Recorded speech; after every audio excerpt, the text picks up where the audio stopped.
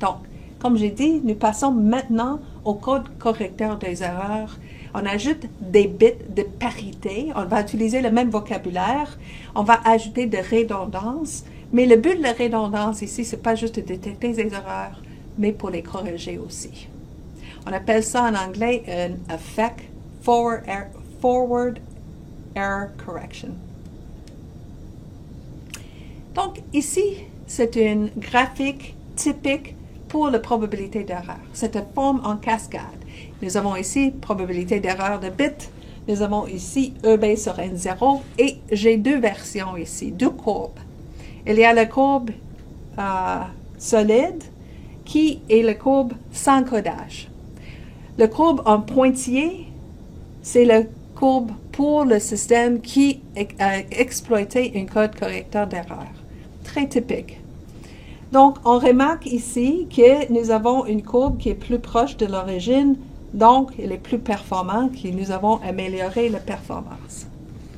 Donc, imagine différents points sur ces deux courbes, parce que les différents points vont nous faire interpréter nos choix en jouant avec ces deux courbes qui sont disponibles. Donc, disons que la courbe solide, c'est bon marché, pas de complexité, pas de code correcteur d'erreur. Et pointillé, c'est ce qu'on peut ajouter en performance, efficacité, en puissance, si on utilise un code.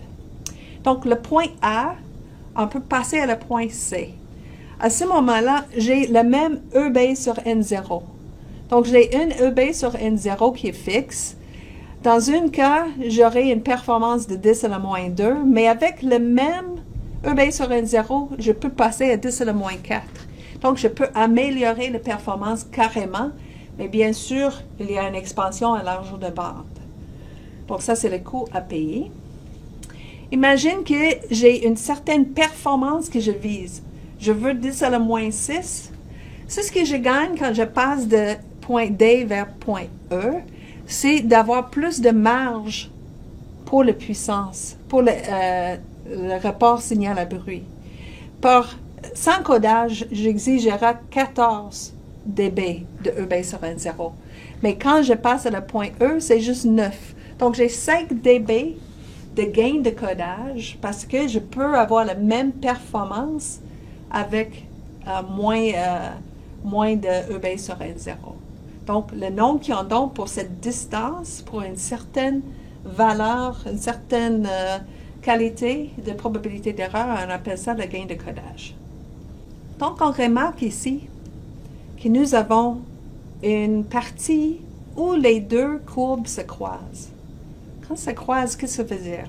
Ça veut dire que dans cette région de EB sur N0, cette région de EB sur N0, mon codage n'améliore pas la performance, il empire la performance. J'ai dit tantôt que le pointillé était plus proche de l'origine, mais ça, c'est juste pour ces valeurs plus élevées de EB sur N0.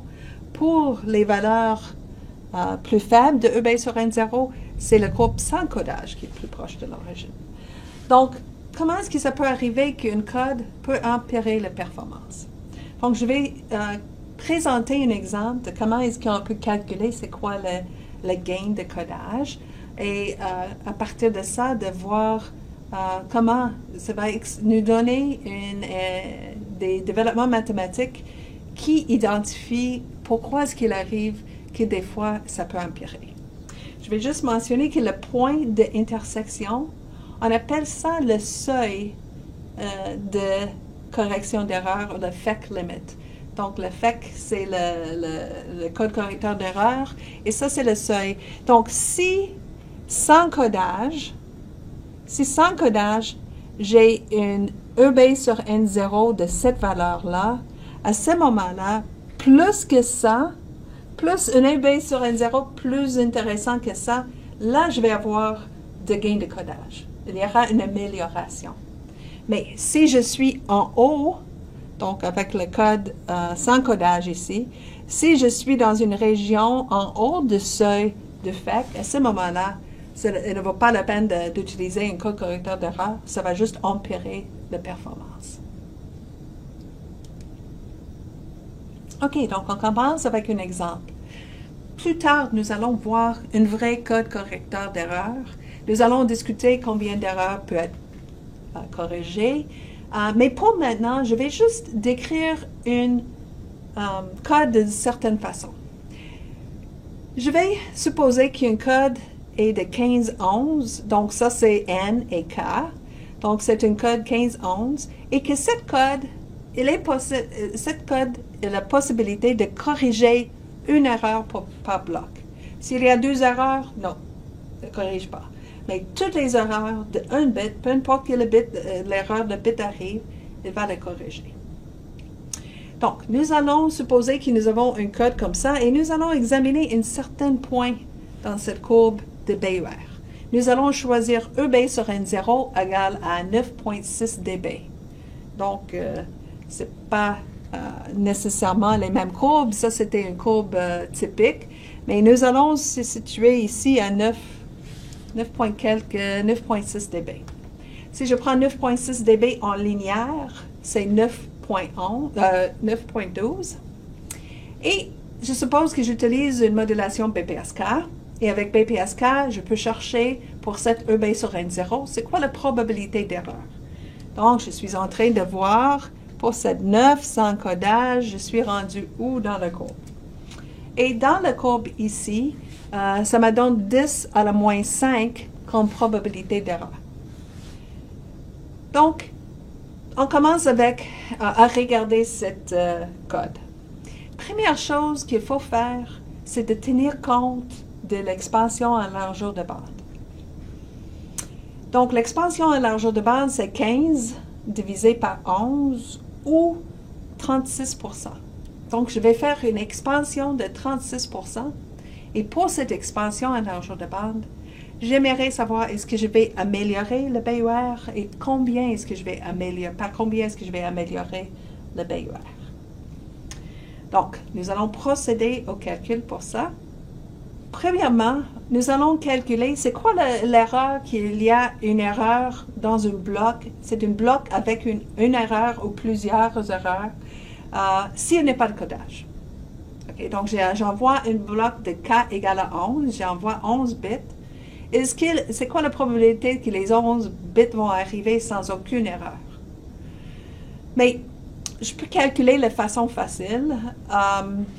La probabilité qu'il n'y ait pas d'erreur en K bits sera 1 moins PE sur K. Donc ici, c'est la probabilité aucune erreur. Et donc, si je fais 1 moins la probabilité qu'il n'y a aucune erreur, c'est la probabilité qu'il y a au moins une erreur. Donc, c'est la probabilité qu'il y a une erreur ou qu'il y a 2 erreurs, il y a jusqu'à 11 erreurs, que toutes sont des erreurs.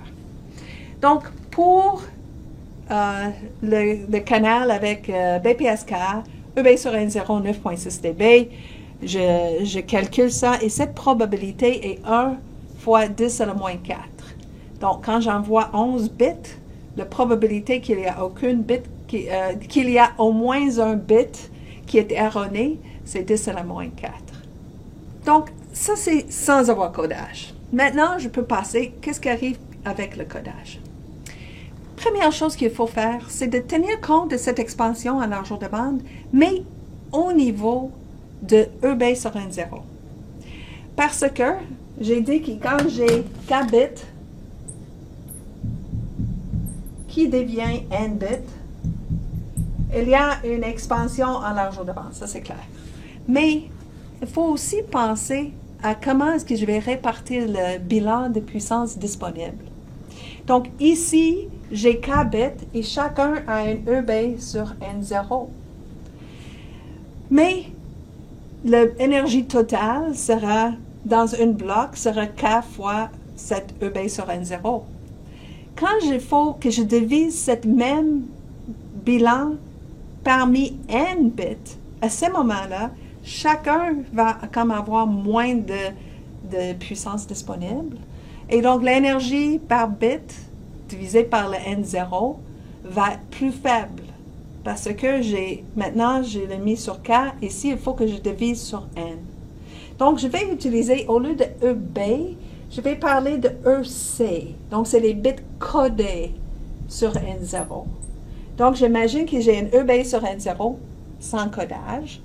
Et quand je passe à le codage, il faut que j'utilise une autre EB sur N0 que j'appelle EC sur N0. Et le EC sur N0 sera juste le EB sur N0, mais sera réduit par cette expansion en largeur de bande. Donc, sera fois le taux de code K divisé par N. Donc, dans notre exemple, le calcul en dB sera qu'on commence avec EB sur N0 à 9.6 dB. Donc, le EC sur N0 en dB sera le 9.6 dB moins 10 log 10 de cet rapport 11 divisé par 15. Ça veut dire que le EB sur N0 sera juste 8.3 dB au lieu de 9.6 dB. Donc, à ce moment-là, le EB sur N0 linéaire sera 6.69. Donc, on retourne à notre calcul de BUR, mais maintenant avec le bloc codé. Donc, ici, on a toujours BPSK, mais c'est EC sur N0. Et nous savons que le EC sur N0, c'est 6.69 linéaire. On met ça dans notre équation et on arrive à une probabilité de C, ça veut dire codé. La probabilité d'erreur de bit codé est 1.36 10 à la moins 4. Donc, avant, c'était 10 à la moins 5, nous sommes rendus à 10 à la moins 4. Donc, le BUR va empirer, le BUR est empiré avant de commencer le processus de correction. Simplement au cas de cette expansion, donc d'utiliser la même énergie pour envoyer plus de bits ou d'envoyer l'information plus vite. Donc, on peut commencer maintenant. Notre code, il peut corriger une seule erreur. Donc, c'est quoi la probabilité d'erreur dans une bloc quand je peux corriger une erreur, mais je ne peux pas corriger toutes les autres erreurs. Donc, la probabilité d'avoir au moins une erreur dans le bloc codé, donc c'est la même chose qu'on a calculé tantôt, sauf qu'avant, j'ai inclus une erreur, mais dans cette somme maintenant, je n'inclus pas une erreur. Donc, avant, je fais une simplification, 1 moins la probabilité d'aucune erreur. Je ne peux plus faire cette version courte parce que il faut exclure la probabilité d'avoir une erreur parce que celui-là va être corrigé. Donc, à ce moment-là, quand je calcule la probabilité d'erreur, juste comme on a fait avec l'exemple de parité, je vais chercher la probabilité d'erreur quand j'ai J erreur, donc probabilité codée à la puissance J. Les autres ne vont pas avoir une erreur, donc à la N-J. Mais il y a plusieurs patrons avec ce J erreur, donc il faut mettre N fois J, choisir J. Dans le cas de parité, on a fait la somme seulement sur les chiffres, les J, le nombre d'erreurs paires, parce que c'était juste celui-là qui n'était pas corrigé. Ici, c'est toutes les erreurs plus que 1 qui ne sont pas corrigées. Donc, ici, sera la somme de J égale à 2 à la N pour cette sommation. Donc, on a cette sommation, mais comme j'ai expliqué tantôt, la probabilité d'erreur pour 2 bits est plus grande que la probabilité d'avoir 3 bits, qui est plus grande que la probabilité d'avoir 4 bits, etc. Donc, même si j'ai une somme de 2 à n, une très bonne approximation serait de faire une approximation qui est cette sommation qui est dominée par une valeur qui est beaucoup plus grande. Ça, c'est toujours vrai pour P qui est intéressant. P, par exemple, 10 à la moins 4. Donc, c'est certain que 10 à la moins 4 versus 10 à la moins 8 versus 10 à la moins 12, ça devient progressivement beaucoup plus petit. Donc, l'approximation ici, c'est on n'a pas toute une somme, mais on a juste le premier terme J égale à 2. Bonne approximation pour la probabilité d'erreur le bloc va être erroné malgré d'avoir utilisé ce code de corriger les erreurs. Donc, n sur 2 fois PC carré fois 1 moins PC à la puissance n moins 2. Donc, pour notre exemple, nous pouvons mettre l'autre chiffre. Donc, 15, choisir 2. La probabilité d'erreur codée est donnée par 1.4, 10 à la moins 4. Et après cet calcul, nous arrivons à 2 fois 10 à la moins 6.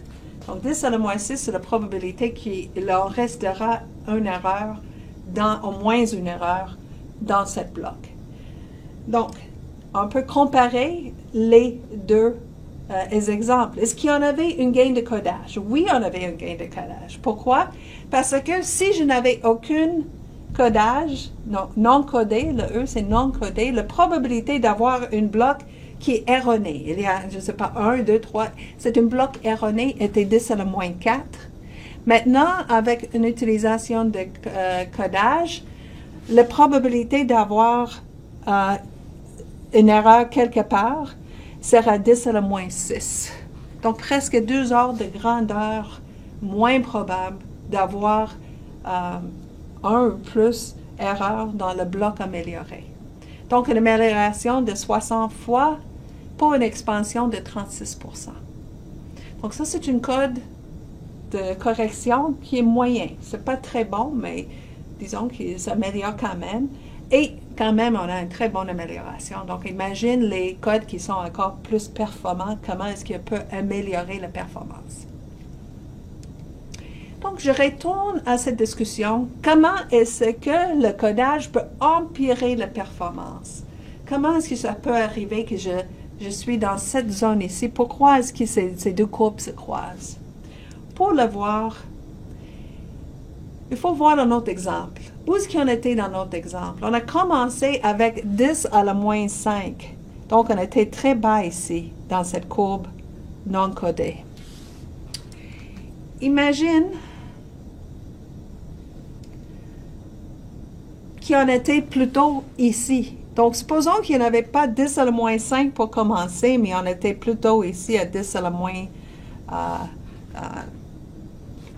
Donc, pas très fort canal. Imagine qu'on était là. Mais j'ai déjà dit qu'avant qu'on commence, on empire le BER. Donc, si on commence où le BER est atroce pour commencer, et après ça, c'est vraiment plus atroce parce que c'est comme je vais pousser vers la gauche, et ici, c'était par 0.6 dB, je pense. Donc, à ce moment-là, il n'y aura pas d'amélioration parce que la probabilité d'erreur après le codage aurait été terrible. Si on était à 10 à la moins 1, ça arrive tout le temps. Il y a toujours des erreurs. Donc, à ce moment-là, on aura tous ces calculs après, on n'aura pas d'amélioration parce qu'on aurait été si faible pour commencer. C'est pour ça que le seuil de FEC existe parce qu'il faut au moins être à ce niveau pour que, après tous ces calculs-là, on va finir avec un bilan avec une gain de codage.